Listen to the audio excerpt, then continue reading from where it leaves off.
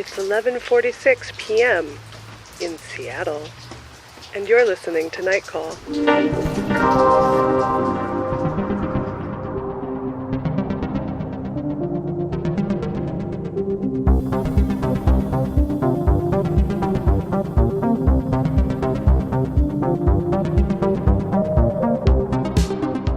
Hello, everybody, and welcome to Night Call, a podcast for your strange days and lonely nights. I'm Molly Lambert here in Los Angeles, and also with me in Los Angeles is Tess Lynch, and over in New York we got Emily Yoshida. Welcome to the Cafe Nervosa. And also with Emily Yoshida, our producer Ben Hosley, who is going to join us for a new segment called Ben Hosley's Arrowwood Corner. I love that. Ben, hi. Yeah. You were saying that you had a fun weekend where you took mushrooms and went to a virtual reality experience. It was a virtual reality arcade. It's down the street from where we record Night Call here in New York. There's this, and it's very perplexing to me because every time I pass by it, there's usually a group, like a Hasidic school group there, but that's like the only large group I ever seem to see going there. So I'm like, they really got that market corner. Is it in Times Square? It's like Midtown. It would not be my personal place to do hallucinogens, I think. I think that would probably maybe ruin Midtown for me. But I don't know.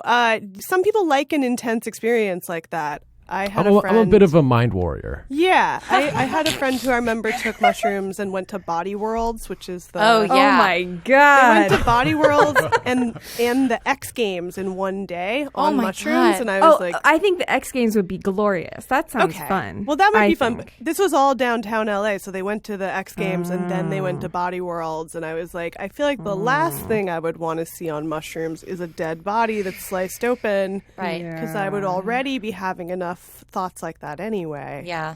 But some people like to lean in to the weirdness. Ben, can you walk us through what this was? Yeah, this will be a virtual reality tour. Yeah, exactly. Oh, yeah. Everyone put your glasses on. Yeah. Your imagination goggles. So it's two floors, and there's just all these different, like, I guess we can call them installations, but it's just essentially different games. So some of the ones that stood out are the zombie attack game, where you and four other players are defending yourselves from waves of zombies that are attacking you. Oh, no. No. So that was intense. So, yeah, I'm afraid of heights. They have one where you ride an elevator up 80 stories. And then you're basically on the edge or of a building with like a plank, and so in the space itself it's just this like board that's maybe like half an inch off the ground, but when you are on mushrooms, oh my God, and you feel like you're on top of this building, I really freaked out. It was. Did you throw up down 80 stories, imaginary stories? Well, all right, so this is the terrible thing. I didn't make it to the end. But even if you do make it to the end, you still fall and then watch yourself fall to the ground. It ends with your you falling? death? Yes, to your death. Does it always end that way? Yes. Who's playing this? Why? Wait, now I'm back in. I don't know. That sounds like the cyberpunk future I wanted. It's like, right? yeah, you go to a booth in Midtown and reenact. Pretend to die. Did you get to do any of the ones where you're like sitting in a French cafe? Watching the rain. Is yeah. That one? When I went to the 4D Film Festival a couple of years ago, they had like an Oculus. They had a whole virtual reality section. And the best one was you're sitting doodling in a notebook in a French cafe. And it's just like you could go on. I was going to say, if there's one where it's like you look at the ocean in virtual reality. Some of them are like slow some of TV them. virtual reality. Yeah. I have a virtual reality friend. I'm going to make her call in with a night call and explain VR to us because she has a lot of thoughts about the field. I want her to explain who thought up a fun game where you climb up a skyscraper and die. Well, it seems like not it's even get it licensed by that movie The Walk. Yeah, it seems like it's like, you know how like the first films were like the train pulling into the station and stuff. It seems like it's like that. It's like what are the things we can depict through virtual reality? Death, a cafe. What else? This is the thing. It's going to shape the next 100 years of VR narrative. Is that the first thing we went to was like, what if we died? It's just all like, I guess like maybe it could be non-chemical like DMT if you just simulate your own death in VR, and then you get to have all your brain release all the chemicals. I was afraid of elevators for a really long time, so a lot of the stuff that they recommend is like exposure therapy, but I'm like, what if you just like simulated your death in an elevator and then it just got you over it forever, or it traumatized you really badly? How would you rate the experience, Ben? Yeah, if this was your post on Arrowwood about your experience, I would say don't do it. Don't take drugs and do it. I was so exhausted. I put my body through so much. So yeah, overall, I'm gonna say fun experience, but don't take psychedelics. At least what were some of the other ones? How many were there? Oh, there's so many racing ones. There was one you climbed up a mountain. That was interesting. Hard. Yeah, a lot of it really was like a workout. Sounds like work. Yeah, you're like, I put my body through a lot climbing virtual Mind mountains. warrior. Yeah. It does seem like too much activity for maybe a psychedelic experience where you might just want to like contemplate things real slowly. Yeah. Oh man, I was so sweaty. Stay hydrated. Stay hydrated, kids. Yeah, I'll say my favorite one though by far is the art installation. So what it is it's just essentially a canvas, an empty space that you're in. Oh yeah, and then it's like tilt brush. Yes. Have you ever done that? Or is it the same thing as tilt brush? I believe so. I'm not familiar with tilt brush. I think it's a Google thing, but yeah, it's really fun.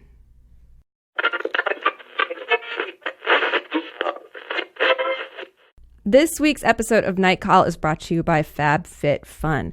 FabFitFun is a seasonal subscription box that delivers full-size fashion, beauty, home, fitness, and wellness products right to your door 4 times a year. Right now, you can get the FabFitFun Fall Box. That's a lot of F's there, which is now on pre-sale. The boxes start shipping on August 20th, and you can reserve the highly anticipated Fall Box today.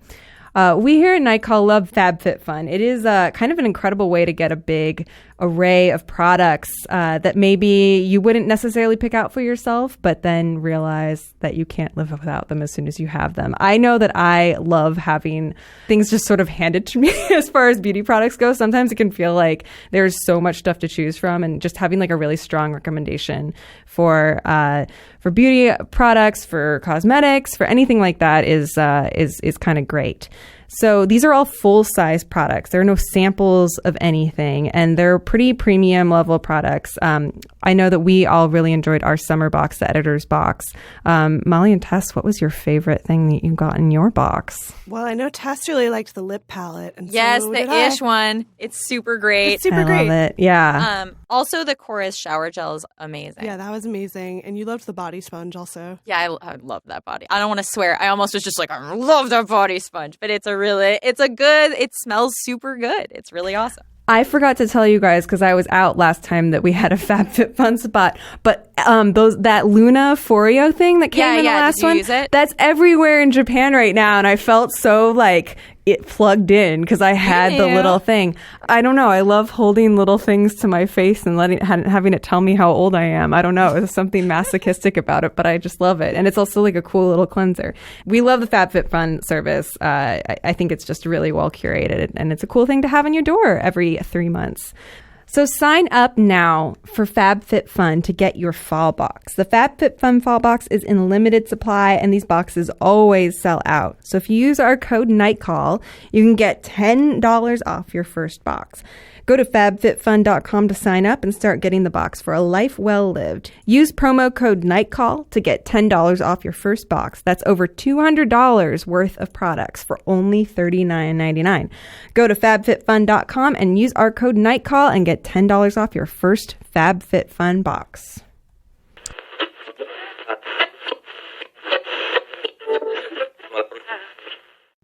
Have you guys done much virtual reality? You've been at enough like film festivals. They must have like a VR component. Yeah, I think the first few I saw were so boring that I was like, I'm never gonna do this again. But then, like, yeah, doing stuff like where you get to just draw, or it's like more of a free form thing. It's not so narrative driven. I was kind of into that stuff. But do you put the glasses on? Is that what makes it VR? well, it's like a whole. I'm asking some really basic questions. Do you put the glasses on? Well, I just remembered that I did one at AVN. That was a porn one, but it was great because you didn't have to participate. It was just like you were in a room full of people having sex, and you just like look around. There was one of those at the 4D Film Festival too, where it was a most interesting man in the world ad VR thing back when the most interesting man in the world still had his job, and he still should. But you just like look, you were just at like his party, and there was like a tiger. I like that. I like the ones where you're just like in a room and you look around the room and there's stuff all over it. I like when you're just in a room and you look down and you don't have a body. Guys, what about a Frasier VR experience? Well, so people have been writing in with like a lot of Frasier content, including not VR, but including Frasier himself. Yeah. Well, I feel writing like in with a Frasier spec. Everybody rang the night call alarm this past week when it was reported by Deadline, right?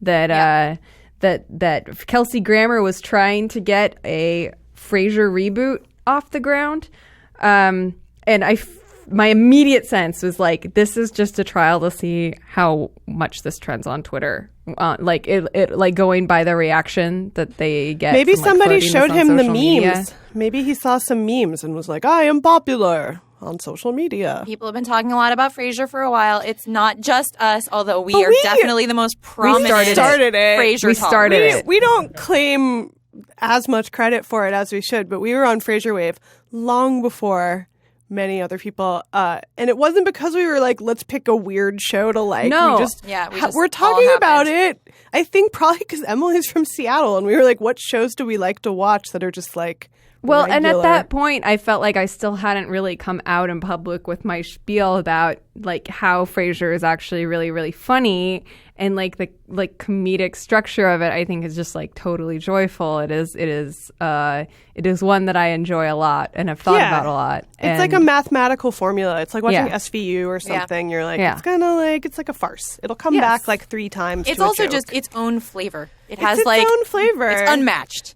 Yeah, we like a 3-camera comedy. But do like you a good like the sherry. idea of a reboot? Well, I do not. I think I don't want it. I don't want any. I all honestly hate don't want reboots. any money for Kelsey Grammer. No, I think we can all agree on that. Yeah, unless it goes straight to Camille.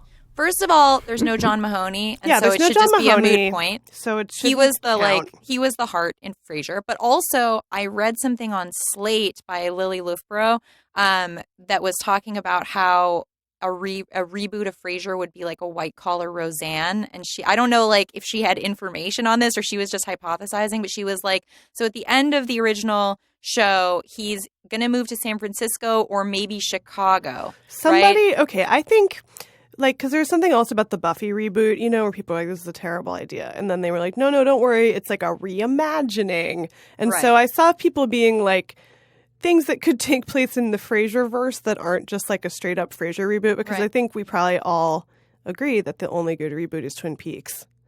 And it was because it like wasn't really a reboot at all of that show. It was just like part of the same universe. Yeah. But, so I mean, the one like serious suggestion I saw that I was totally down with was there was like one 30 Rock cutaway joke about Black Frasier. And I was like, yeah, that's what you should do is like reboot a show and like change something about it. Don't just like make it exactly the same show.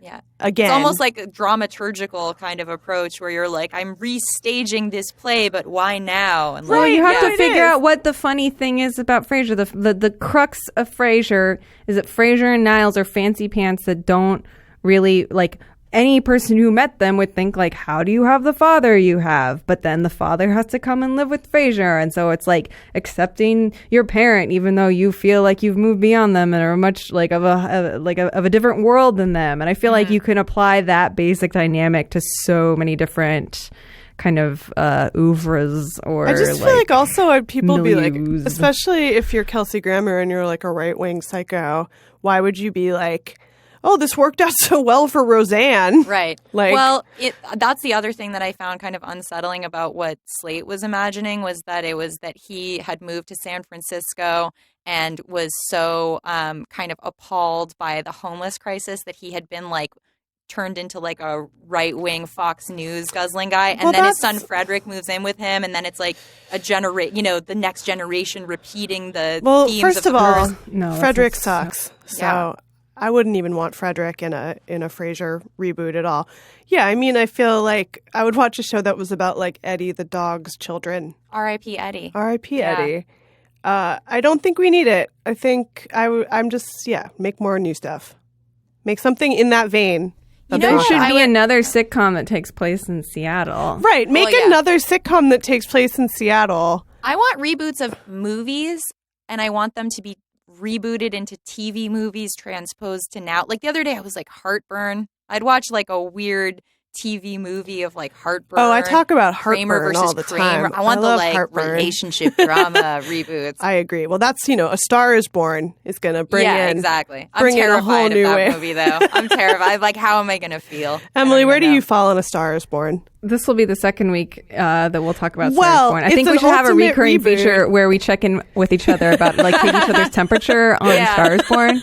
Well, it's been rebooted. It's a thing that's been rebooted Yeah. like 15 times. Well, I'm going to pretend it's on topic. It's one of the great stories of our time. It is. The only story. It is. It is. One could say the only story. I'm down for it. Whatever. I mean, like I like that trailer a lot. Like not ironically. I like the trailer a lot, and my new theory is that musicals are popular again because it's the Great Depression.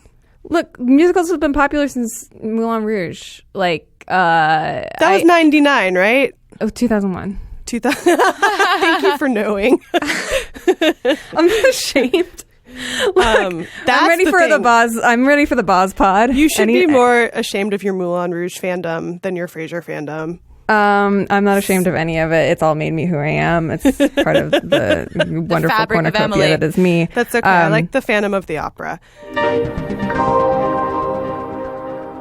Molly, you had been like thinking or talking about Bigfoot, and then some Bigfoot news dropped, and Bigfoot was trending on Twitter, and it turns out that it was because Leslie Cockburn, who is a Democratic candidate for Virginia's 5th District seat, had tweeted a screen grab of her opponent's Instagram that featured a really buff Bigfoot with a sensor bar over his penis. And she was like, A, my opponent has like some ties to white supremacy. B, he's into Bigfoot porn. Right.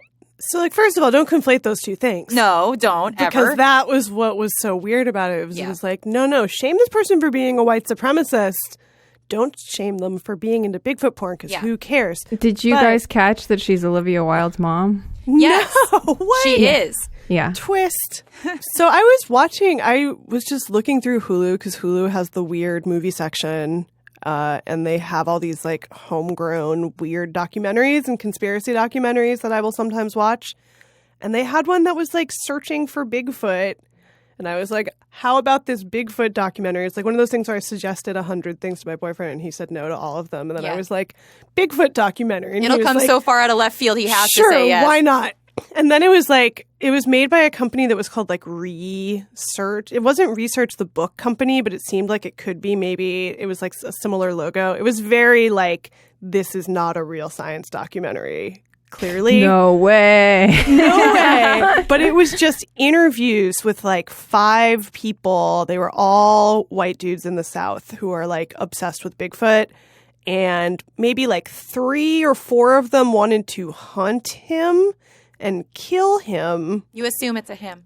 I assume it's a him. They wanted to hunt and kill Bigfoot so that Bigfoot could be scientifically examined. And then there was one who was a scientist who was like, how could we kill this creature if we found it? We have to like put it in custody to study it. Yeah, why does it take a scientist to be like, don't murder the thing that you are seeking to find?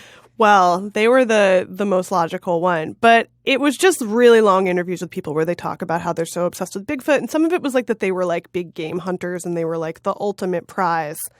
but it was all about like nobody knows what's in the swamps, like anything could be in there. I feel like the genre of a bunch of guys who become like obsessed with a beast or one guy who becomes obsessed with a beast because it represents something symbolically to him is like the most male genre of all. It was very male. It was very male and it was very white, and there was something kind of unsettling about it. Like I was like, am I being prejudiced that I am just assuming these people are all racists?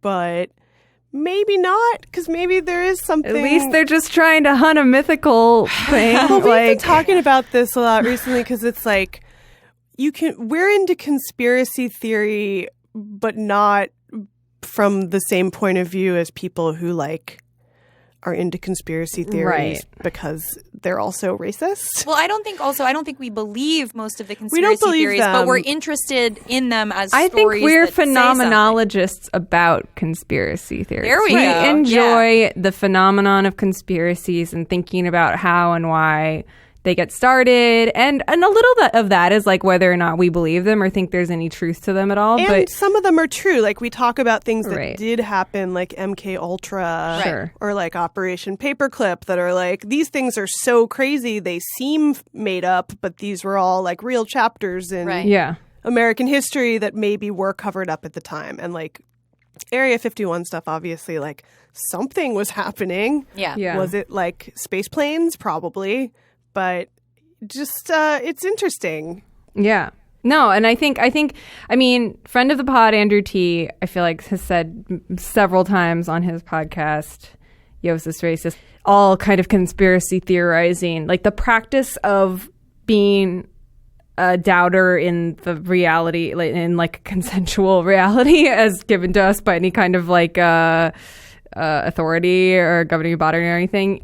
If that's just sort of like your default position, then that's almost always going to lead you toward white supremacy and ultra-rightist type politics, which I think about a lot because I think there is a lot of truth to that.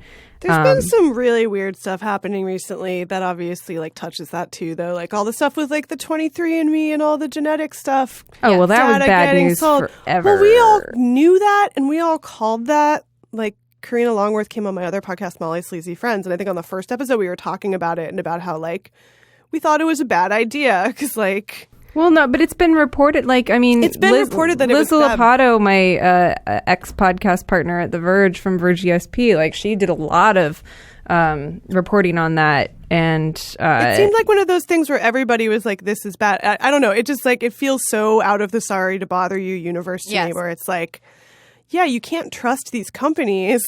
Well, even before 23andMe, Ancestry.com and genealogy websites were already super creepy because I don't know, like at one point, maybe like 8 years ago, I started getting Google alerts that like someone had been just updating my family tree, not someone who was related to me.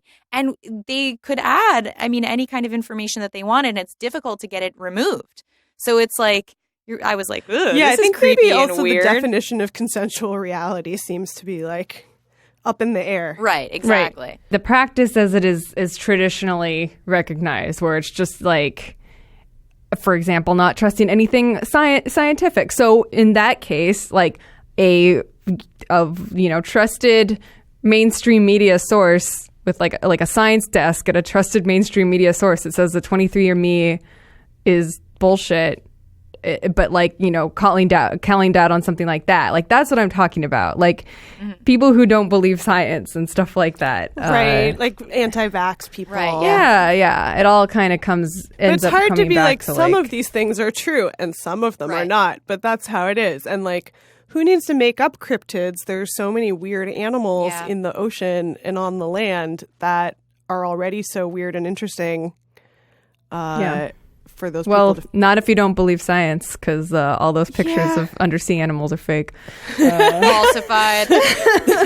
They're like, if we haven't been there, it's like, I feel like some of that InfoWars stuff is like a 5-year. It's like when you first have this thought when you're like 8 years old and you're like, wait, if I've never been there, does it exist? Yeah.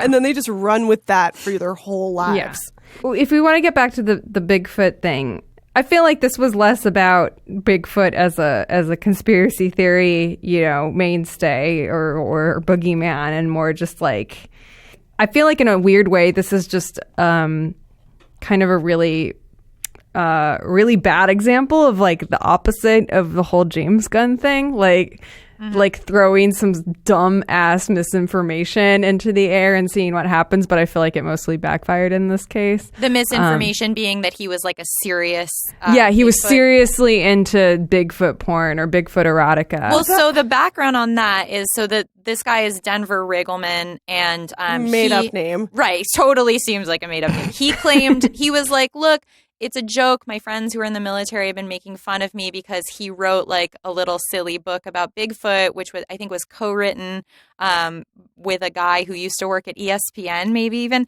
Anyway, they put this out, and then Riggleman decided he was going to write and self-publish a book called The Mating Habits of Bigfoot and Why Women Want Him. So the whole thing, he explained, was kind of a goof, but he was definitely still going to self-publish it. For some reason, it's just like, I don't know why it is with these people, but I think Emily's right. It's just like once you don't believe anything, you're like, oh, it's all connected. And somehow it goes, as Andrew T. said, to white supremacy for dumb people.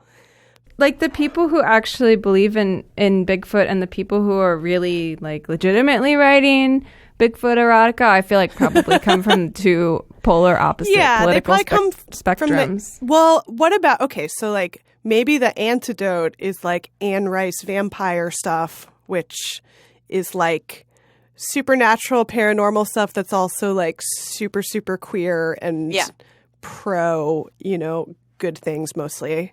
I mean, there's nothing wrong with being into Bigfoot. Obviously, Cockburn should have just stuck with calling him out on. Supremacist. Well, I don't know if he's a white supremacist. It's just that he refuses to condemn them. So even if he hangs out with them or something, right? And it's sad to muddy the waters with something as interesting as Bigfoot porn, because then all of a sudden you're like, wait a second, like this guy. Now all of a sudden I'm like, what's the deal with this guy? Right. Whereas I could have just written him off. Don't kink shame. Yeah. But yeah, I was tweeting like an hour before it happened. I was like, we need more female representation in Bigfoot experts as like a joke. Look what you've done, Molly. And everybody was like, just look. Hey, Molly, following the story. And I was way, oh no. Did I ever tell you guys about this amazing small press book of Cthulhu porn that I got? Ooh. Like Cthulhu erotica. There's a lot you can do with that. Most of the stories weren't that good. That up? I got it a couple of years ago at the Brooklyn Book Fest. It's actually most of it is not that great, and some of it is just like poems, just like erotic poems about Cthulhu. But maybe I'll bring that on next time. It's called it's got this amazing name. It's something like tentacles under the sheets or something. I can't remember. Yeah, Nightcall is pro hentai. Yeah. We don't think people should be shamed for liking hentai either. You like what you like, and if you can't, it doesn't seem unethical to like fantasize about cryptids in the same way other things that are maybe illegal should be. If you catch my drift. Yeah. Do we want to go to a dark place and talk about looksmaxing? Yeah. There was an article in the Huffington Post by Jesslyn Cook that Emily forwarded to us and was like, this is horrible.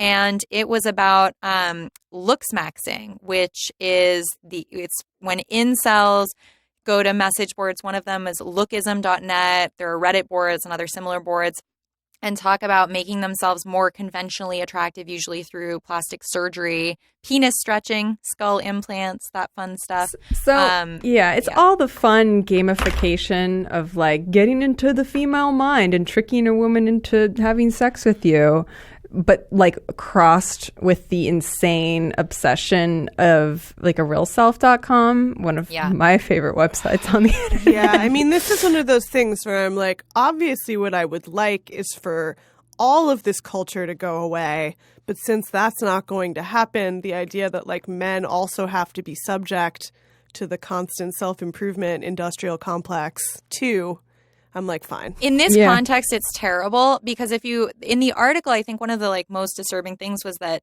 people are rating each other. So someone will say like, here's a picture of my face. I want a squarer jaw.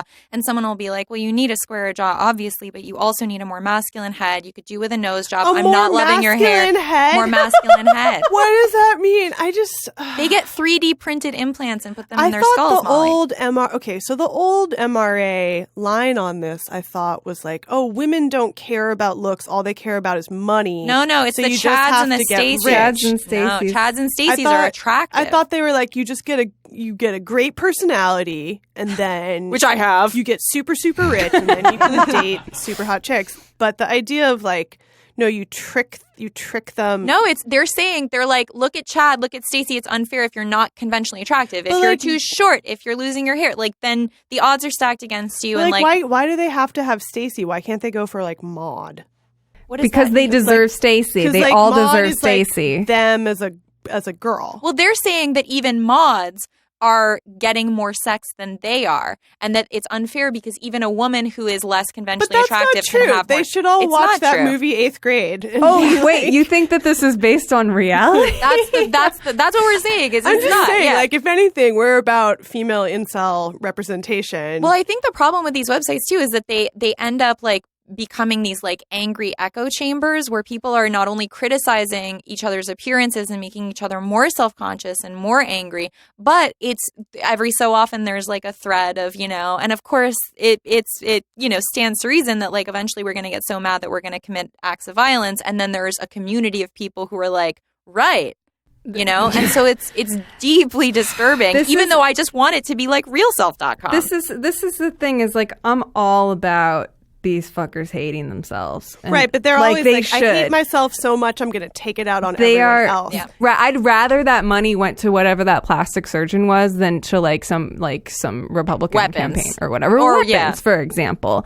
But I feel like the thing that I think the creeping thing, I kind of nailed it because I was like, this is still unsettling to me, and like even beyond all the horrible, the stuff that's being spewed on the website, there's something that's so creepy to me, and there is something just incredibly, I think, triggering or something about the obsessing over head shape and head size because of the fucking again, Nazis. this is like one of those things where I'm just like, oh, we're so lucky to have been born just out of this, out of having to be like out of it. We're in it. We're in it, but like we didn't have to be like in selfie culture until we were like basically teenage humans. You know what I mean? Like Right. the idea of being like a 13-year-old who's self-conscious and being like, rate me, tell me what to fix about myself. And then the idea that there's like things you can concretely spend money on that are going to make you feel better about yourself. Oh, Yeah. It's so depressing because I don't think it'll make you feel better about yourself either. Oh, we had all of that when we were kids, though. We had I know, so but I many remember things that I imprinted so hard on all those MTV real lives about plastic surgery where the people were always like, I'm still unhappy, or like then they just wanted to like get something else fixed immediately. Is True Life still on? That don't show know. is so good. I found a cachet of it once on their website. And Nice. It's a good show. But it also, I was like, everything, because magazines have like partnered so hard with all the surgeons and stuff because they can't afford to not take the Botox money. It just got so normalized in beauty magazines. It's like, oh, you buy this lipstick and then you go get this procedure, and those Right. are the same thing. And obviously, like people draw the lines at different places, and like, but I do feel like it's like you shouldn't be allowed to get anything done until you're like an adult, Yeah. because your face shape is going to change. How different would you rate it from over tweezing your eyebrows? Very different. Very different. Very different. I'm throwing this out for the sake of argument because I think that there are a lot of behavior No. modification things that I people know, and do. I think about it all the time because I'm like, where do you draw the line? Like, is like dyeing your hair, does that count? Like if you choose clothes to look nice, are you like... See, I don't do any of that anymore. Or like, I'm what done if with all powdered that. wigs came back and everybody had to have a powdered wig? I guess I'm like, I draw the line at when it starts costing money, I'm Yeah. like, if over tweezing your eyebrows, you just buy That's tweezers. true. It's the Like, money thing. It's the money thing, because what I've seen that really strikes me as insidious on ONTD, and it's like become more normalized in the past few years in a way that really freaked me out, because it was like young people being like, oh, I'm saving up for this surgery, or Right. like, oh, if I had money, I'd get this surgery and this surgery. And a lot of people, and the thing I saw that really freaked me out was somebody saying, oh, haven't you heard that thing, like, nobody's ugly, just poor? Right. And I was like, oh, that's the worst thing Yeah. I've ever heard for every reason. So the idea that like there are new beauty standards and only rich people can afford them, like I've just come to really value like real faces. Yeah. To bring it back to the looks magazine, there's still a part of me that I really have to. in the bombed out reality that we live in, like I struggle so hard to find the downside for guys having to deal with this. Like no, I don't care honestly these people have to deal with it. I think you're right. Like on some level, but that's the thing is I'm like in an ideal world, nobody would have to deal with it. But no, like, nobody should have to. Given we're already in this world, I'm fine with like. There's a part in that article where one of the guys is saying like, I haven't left the house in 4 months because I'm so ashamed of whatever, my chin or something. But and that's like, good. Like stay inside. Don't go outside. I do think like there's something so eugenics-y to bring it back to our other topic today. Yeah. No, that's what I'm saying. Like that's the part that really it creeps me out. That's the undercurrent of this. The standard that they're going for is something very specific and something that discriminates against anything that's like an oversized feature, which is like to me what makes people like beautiful a lot of the time is like something unique about their face. And there's like a certain face that everybody has now because of this doctor that I'll link you guys to on Instagram who does all the faces of all the young Hollywood people, and they all have like literally the same face. Yeah. And it's so weird because I'm also just a dumb idiot who like doesn't realize what people have had done until somebody shows like a before picture. Yeah. And then I'm like, oh, right. I've started to see it. It's weird how a switch flips and then all of a sudden you see it, whereas before lips, you couldn't. I feel like are one of the things that change your face the most, which is why I'm a little surprised at how common it is, because I think like a lot of other things are a little more subtle or you don't recognize them right away, but like it blows my mind that anybody tries to get away with like saying, no, I don't have anything done. Like you're just, because it's just so obvious. Like I think it's like even just a tiny little bit of it is so obvious. And I feel like it's its own look and that's fine. Yeah, you know and that's fine. Like whatever. I like when people go want. for it. It's when people try to convince you that it's just like, oh no, I just got a peel or whatever. And then you're like, yeah. So as always, if you have a night call that you want to share with us, you can give us a call at 1-240-46-NIGHT. And you can also text us at that number now, or send us an email at nightcallpodcast@gmail.com. Any of your questions, experiences, theories, whatever you got, we're here for you. And so a while ago we were talking, I mean, we definitely did several episodes where we talked a little bit about shadow people, night terrors, just this general phenomenon of waking up in the middle of the night and having sleep paralysis and having a shadowy figure standing over you. And we have a email from a caller or emailer who has requested that he remain anonymous, but this is it. Okay. Hello, Night Call.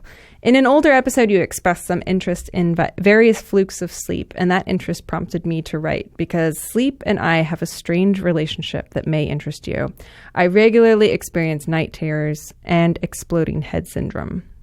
For me as an adult, night terrors involve vivid fantasies of a creature either shrouded in black or precisely resembling my twin brother, sneaking into my bedroom, brandishing a knife to stab me, while I can only lay there conscious but immobile, screaming in futility for someone to help me.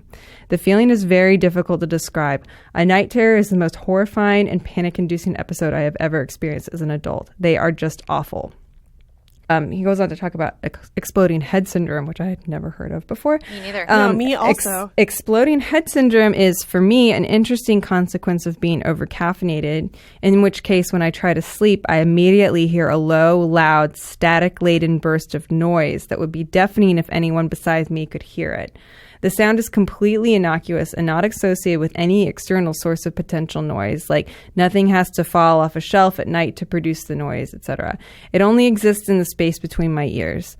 The existence of exploding head syndrome in the academic literature is highly debated, but I'm writing to let you know it is real, has apparent causes, and it sucks.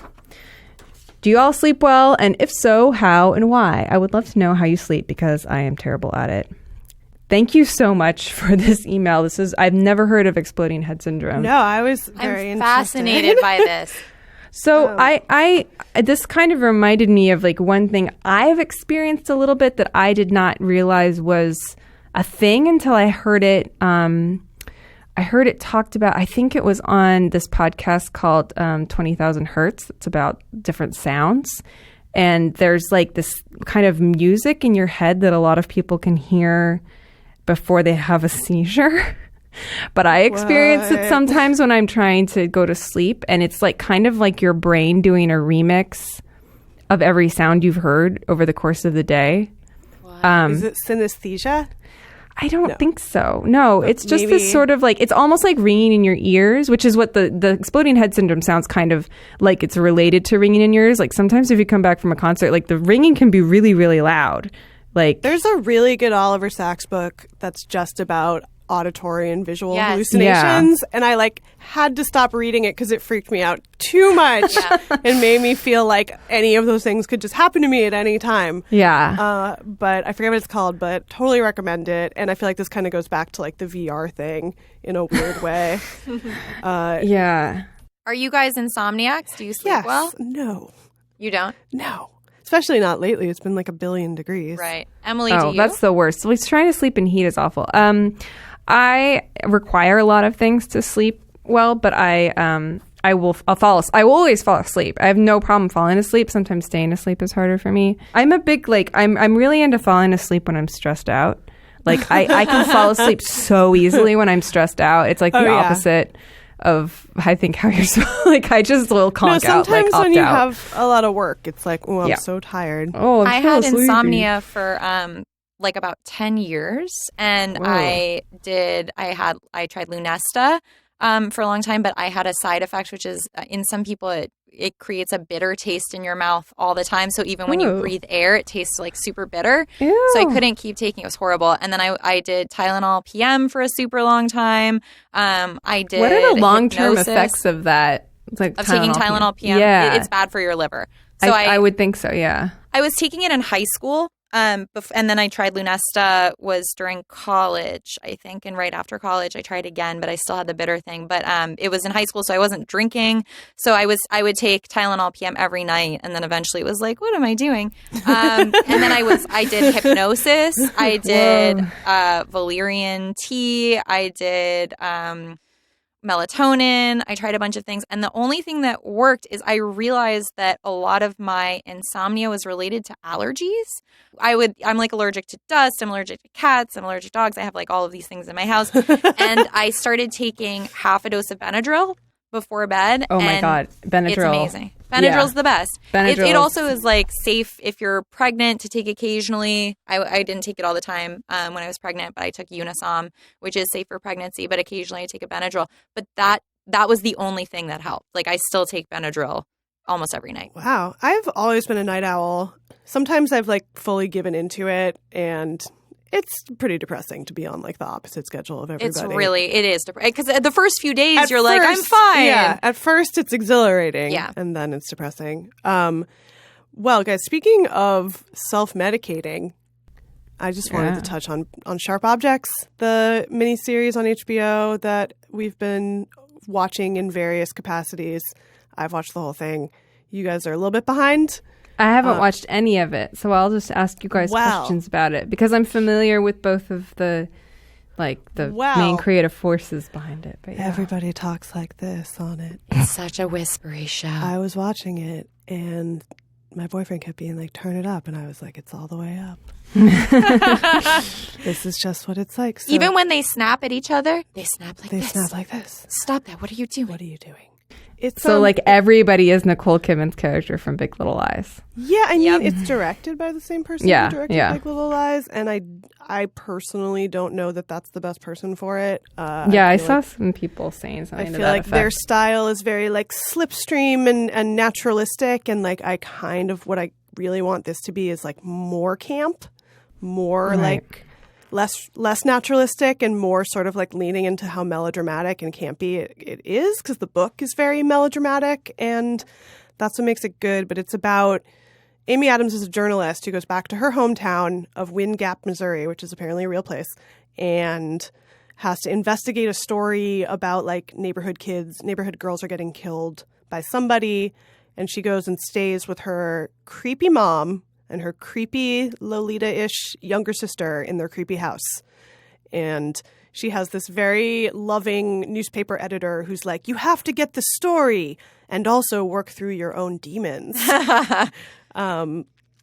So, But not that loud. He doesn't say it that loud. He's like, wow, she really needs to work through her demons to his compassionate wife. And they're both like, gee, we hope she works through them. This thing moves so slow. It moves. I want to like it, and I'm sticking with it. I'm sticking with it. But holy crap. I mean, I was tapping my fingers on the coffee table, like actually through the whole thing. It is some slow TV.